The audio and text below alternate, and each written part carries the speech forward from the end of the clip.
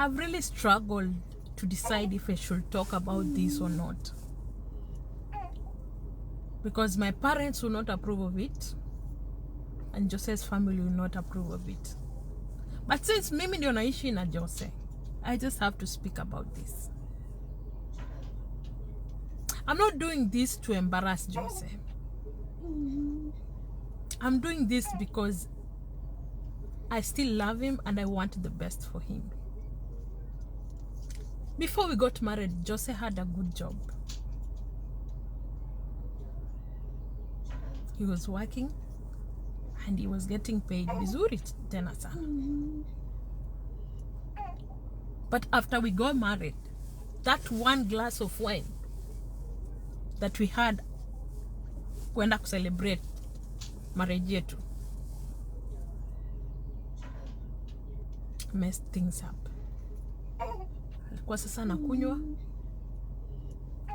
haendi job, anakunywa haendi job, ana cancel shifts, akakuwa fired. And since then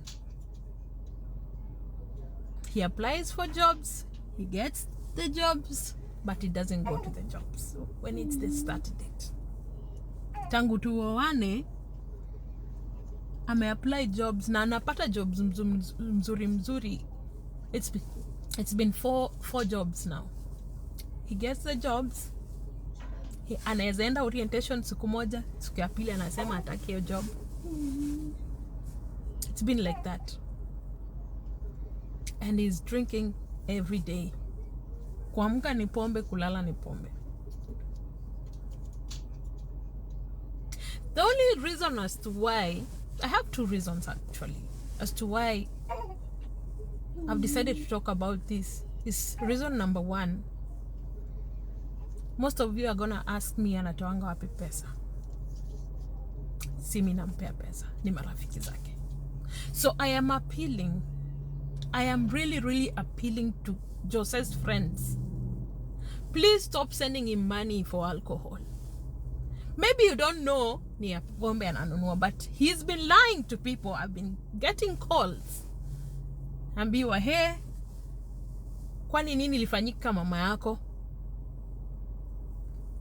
Nilitumia Jose pesa fulani. Kwa nini unakatanga kupeleka Jose job? Nilimtumia pesa ya Uber. Kwani upeangi Jose chakula? Aliniambia chakula imeisha, hujanunua chakula kwa nyumba. So he calls his friends and lies to them.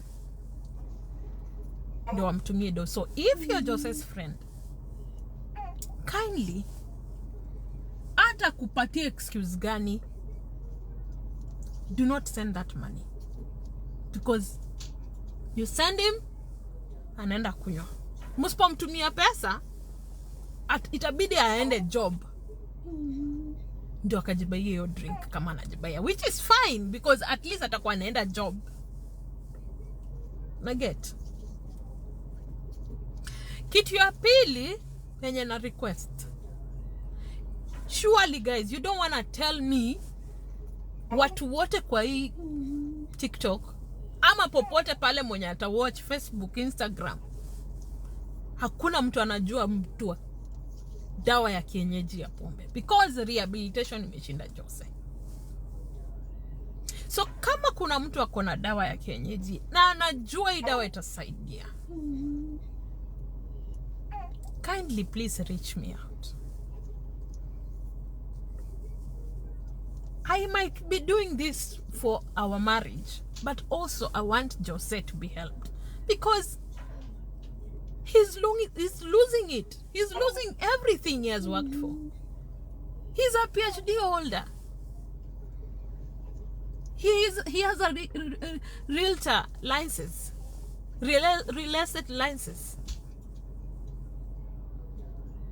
He has at his young age, he has everything that someone needs to have to be able to be stable in the US.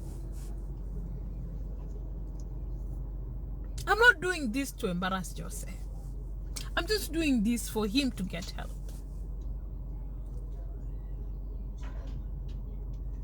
We might not be together forever, maybe because I'm losing it. But I want him to get help. I really want Jose to get help. He's a good person. He's a good husband when he's sober. Akiwa sober, yani ni mzuri. Yani anakupea amani, anakusaidia moja mbili, until he drinks. Akionja tu is something else. And he can decide to be sober. Siku 4-5 hivi anakuambia nimewacha pombe, sitarudi tena. Hizo siku 4 tunakuwa na amani, ndio maana anatengeneza hata video tunakatika TikTok. Hizo ni zile siku zenye tuko na amani, zile zenye hajaonja drink. Akionja drink, tuseme tu in 30 days, tuseme mwezi, siku 5 ni zangu za kunifurahisha. Hizo siku zingine 25 ni zake za kulewa. That's why tuko hivi. Saa zingine mnaona niko wapi, saa zingine napiga nduru, saa zingine niko wapi, saa zingine napiga nduru. And another thing, maybe I said I have 2 reasons, but another thing, if you know any deliverance pastor, mtu anaweza kumwombea hizo mapepo za pombe zitoke, I would really appreciate. Hata kama ni Kenya, Jose can come home, akuja katibiwe. I'm not doing this for me, I'm doing this for him. Because was it not the other day I was crying for people when yani hata watu wa Minnesota, niliongea hiki kitu juzi. When was that? Like 4-5 days ago. Nikisema kuna watu wa Minnesota wenye najua kabisa wenye pombe ndio imeamua kuharibu. Watu ni wazuri, alafu wakishaingisha kichwa zao kwa pombe ni shida. Kuna watu kunja wamesaidika na hiyo kuacha pombe. So if you know anyone that can help us, can you please help me? Please help me. I'm still in love with Jose. Kuna siku love tu itaisha. Kuna siku nitachoka na hizi tabia. But I don't want it to reach that level yenye I will not care anymore about him. Right now I still care for him. And I need help for him. So in case you have anyone in mind, me hizo dawa za kienyeji, I believe in them. Acha niweke disclaimer before nianzie hii video. Ukisikia nimeongea nikakuhudhi, unisamehe. Sawa? But nitaongea ukweli. Nothing else but the truth. Okay? Madam anaitwa Damaris alifanya wedding juzi. The wedding was very cute. Ilikuwa pale TikTok, Facebook, and people loved the wedding. Ilikuwa smart. Sawa? But the problem is, huyu mwanamke alifanya wedding na mwanaume anajua ako na family, ako na bibi na watoto, and she knew it very well. But kwa akili yake alijiambia, after tupatana na huyu jamaa ameachana na bibi yake. Unaona? Hivyo ndo wanawake wengi siku hizi wako. You meet someone, unajua kabisa ako na family, unavurutanisha yule mtu na mtu kwa familia yake, bibi anabaki akilia, watoto wakilia, and kwa akili yako unajiambia eti nitaenjoy hii marriage is sweet, nitaoleka, nitaenjoy. How do you want to enjoy the marriage yet another woman with kids wanalia juu hiyo mtu? Unataka aje uenjoy the marriage? Ilikuwa TikTok hadi wakapost picha za huyu mwanaume bwanake na watoto wake na bibi. Kuna watoto wawili, sio wawili ama watatu, na ni wakubwa na bibi. Huyu mwanaume amekuwa kwa marriage for long because wale watoto kwa vile niliangalia miaka zao ni karibu 10 years. Amekaa kwa marriage for long. Unanyang'anya mtu bwana, unaharibia mtu mboma, and you want to be happy. Kwani hujui Kalma is a bitch? Kwani hujui kuna Mungu mbinguni anayetetea wanyonge? You will never enjoy someone else sweat ama wakati mtu mwingine yako hapo analia. Uwezi enjoy. If you want to enjoy your marriage, tafuta mwanaume wako. Mwanaume na ambaye hana family. Unanielewa? Ukishatafuta mwanaume wako ambaye hana family, hapo utaenjoy marriage. But uwezi enda unyang'anye familia baba unyang'anye mwanamke bwana, ndio unataka uishi vizuri. Hata watu wanakuambia atipiga magoti muombe ataacha pombe. Unapiga magoti uelezee Mungu nini? Mungu nisaidie, yule mwanaume nilinyang'anyana ameanza kulewa sijui nini. Utamwambia Mungu nini? Naye Mungu ndo ameleta ile kama punishment kwa maisha yako. Utamwambia Mungu nini? Mimi ni kama mjangi how painful it is for a mother to wake up one day kupata babake watoto wake ati ako nowhere to be found. Amekunjanishwa huko na mwanamke mwingine juu ya pesa ama juu ya starehe. You'll never understand that pain unless uipitie. Na machozi ya ule mama, machozi ya wale watoto wamezoea kuitana baba kila siku wako kwa nyumba. Hiyo siku watoto wataamuka wakose baba. Baba alienda wapi? Baba alienda wapi? Ile machozi ya watoto itakufuata. Wacheni kuharibu mambo maza wenyewe and you expect to be happy. Tafuta wote wenye waliingilia mambo maza wenyewe. No one is happy. Tafuta wote. Kuna mkamba mwingine hapo, mkamba tu wetu tu juzi kumekuwa na drama, amechukua bwana wenyewe sijui kumeenda nini. Sasa bwana mwenyewe hata watu wanamwangalia atashindwa, huyu ndo bwana alikuwa anapiganiwa sijui, because bwana yake amekaa ni kama kasipesho, ni kama wazimu. Amefanana kitu haieleweki. Mwanaume anaingia live anaweka tu filters, tu masikio hivi. Tu macho anaweka kale ka kitu ka pushback kamera, anaweka tu filters tu nyata, tuna mwelekeo. Mwanaume mzima. Na akiwa kwa bibi yake alikuwa mzuri. Mwanaume ameanza kukua chizi. Juu Mungu si mwanadamu na mipango za Mungu kuwa tofauti sana. So if you want to enjoy, wachaneni kushinda mkiingilia mambo mazo wenyewe, wacheni kushinda mkinyang'anya watoto mababa zao, wacheni kunyang'anya wanawake mabwana zao. Boma ndo isimame, mtu amemeka a lot of challenges. Boma hivi isimame vizuri, mtu amemeka a lot of sacrifices. So for you to wake up one night at that man is handsome, sijui nini. Maybe ungemupata kitambo before huyu mwanamke haungempenda. Mumeona kama Steve Simple Boy.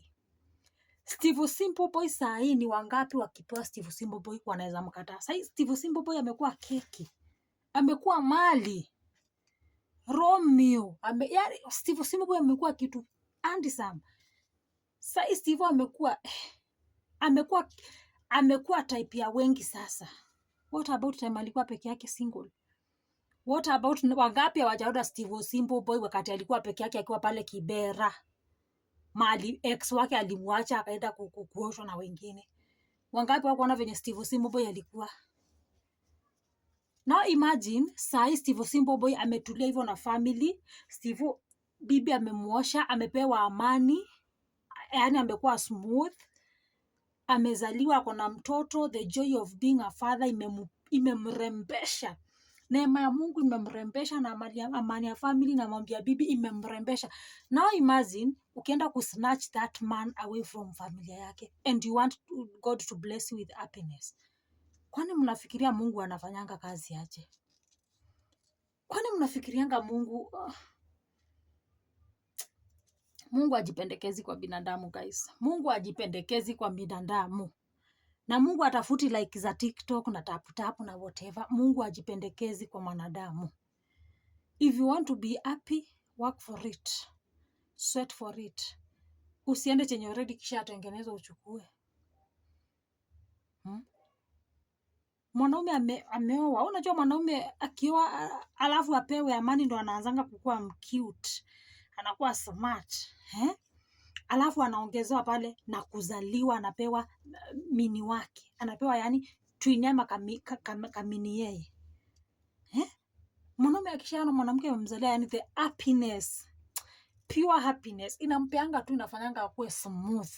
Unashindwa mtu anatumia skin care gani? Sasa hiyo hakuna. Alafu bibi anaparara, bibi akoko nyumbani anaparara, anafanana ni kama kitu ieleweki. Lakini mwanaume ana grow juu ya the peace. Amezaliwa, ana grow tu. Alafu mnakuja mnachukua such men. You snatch them away from their families, their kids, their wives. Hata uobe minguu ikiwa juu. Hata ufanye acrobatic isoma sote. Sijui whatever, squats. Ufanye nini hata ukiomba. Mungu hata ikupea the happiness you want. Mungu hata ikupea. Na the more utaendelea kushikilia bwana ya mtu hivi, the more unamharibu. Because unalalamika hapa, amekuwa addicted na pombe hata afanyi kazi juu ya pombe. The more unamshikilia kwako, the more pombe inamharibu. Because hiyo ni punishment, ni kama Mungu amekupiga nayo. Sawa, Mungu anataka kukuliza the same way bibi analia. So the best thing you can do ni let that person go back kwa familia yake and see the magic. The best thing, wenye mnajua Damaris, mwambieni hachilia huyu mwanaume arudi kwa familia yake. Within a week, within a month, utaona the magic. The man atakuwa amekaa sober, hata asikii kuonja pombe hata kidogo. Akili yake inamuonyesha ku work hard.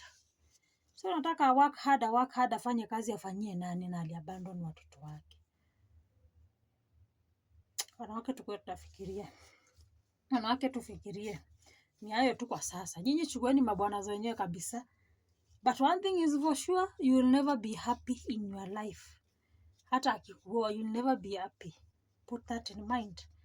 And kuchukua bwana wenyewe ni kujiletea mikosi kwa maisha yako. Kwanza mwenye yako na watoto. Ati mama baba alienda wapi? Mama nimefukuza school fees. Katoto kanialia machozi inamwagika. Ile machozi ni laana kwako. Ile machozi inamwagika ya mtoto Mungu anailipiza kwako. Be careful wakati una make some stupid choices kwa life yako.